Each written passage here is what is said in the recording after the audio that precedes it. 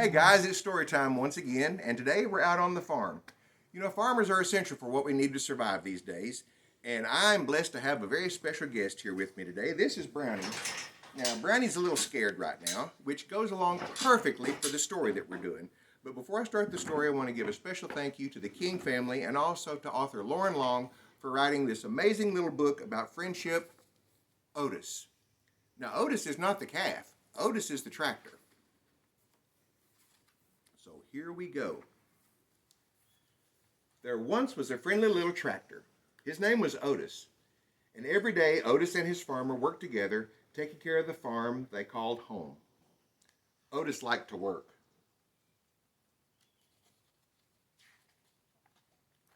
But after working all day, Otis was ready to unwind and play. He would ride the rolling hills and skirt mud pond down by the corn. He would leap bales of hay and explore through the haystacks. On occasion, he would chase a rabbit or play ring around the rosy with the ducks, and the sound of his steady put, puff, puttity chuff. And sometimes at the end of the day, he would just sit under the apple tree and watch the farm below. Every night, tired but happy, Otis would putt puff into the little stall in the barn that was all his.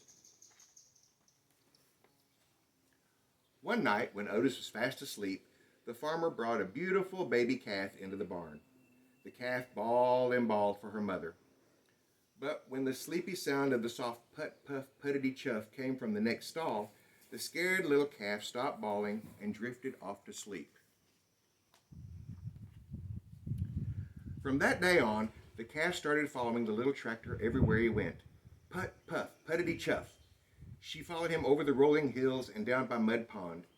She was right behind him, leapfrogging bales of hay. And the calf made their games of ring around the rosy all the better.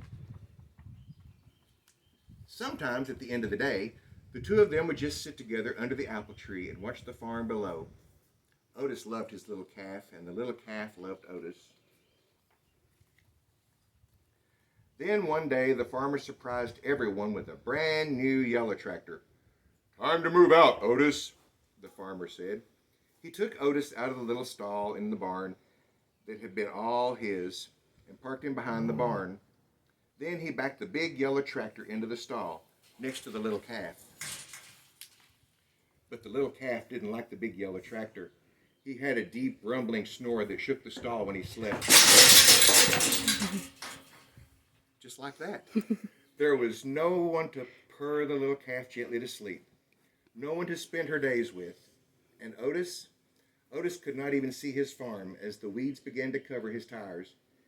His friend often sat with him, but she could not get him to play like in the old days. It was early summer when the farmer discovered a poster. "Who has the prettiest calf in the land? Judges will decide at the county fair and award the fancy blue ribbon to the winner." The farmer knew the answer. He would show the little calf. But on the morning of the fair, the little calf was nowhere to be found. She had wandered down to Mud Pond by the cornfield to cool off. When she waded into the muddy water, her feet sank. With every step, she sank deeper and deeper and deeper. The little calf was stuck in Mud Pond. "Get the hands!" the farmer shouted when he saw her. All the farm hands came running with their ropes, but the more they tugged, the more sunk the calf got. "Get the big yellow tractor!" the farmer shouted. "He can save her!" But the big tractor just scared the little calf. She sank in deeper and deeper. Nearby farmers began to gather.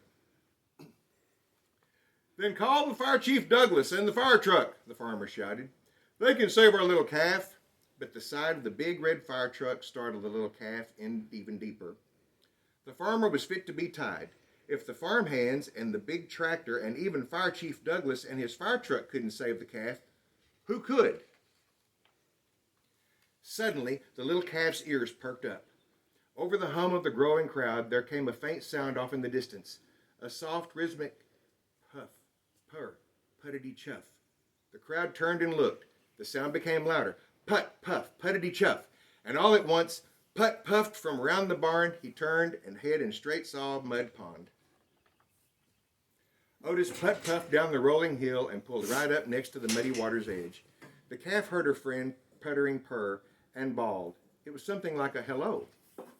Then, to the sound of his gentle chuff and the amazement of all the people in the crowd, Otis slowly began to circle the pond. He circled, and the little calf turned and turned, never taking her eyes off her friend. With each ring Otis made around Mud Pond, the muddy grip loosened until the calf was able to stumble out of the pond on her own. The two friends had found each other once again. Otis led the calf right down the dusty road toward the village, and everyone threw flowers as they went, following them into town. It looked like a happy parade. No one needed a fancy blue ribbon to tell them that the calf was a special calf. Otis was a special tractor, and the two of them were special friends. From that day on, the farmer discovered that with Otis's puttering purr beside the chicken coop, his chickens laid more eggs. At milking time, with Otis's gentle chuff nearby, his cows produced more milk. On occasion, Otis even got to join in the farmer and the big yellow tractor out in the field. But often at the end of the day, Otis would just sit with his friend under the apple tree and watch the farm below. The end. And once again, I would like to say a very special thank you to the King family for allowing me to come out here with Brownie. You did pretty good. You was all right. And also to Lauren Long for this wonderful book. Well, thank you. And remember, guys, practice your social distancing. Wash your hands, 20 seconds, and don't touch your face. Stay 6 feet apart, and we will see you real soon.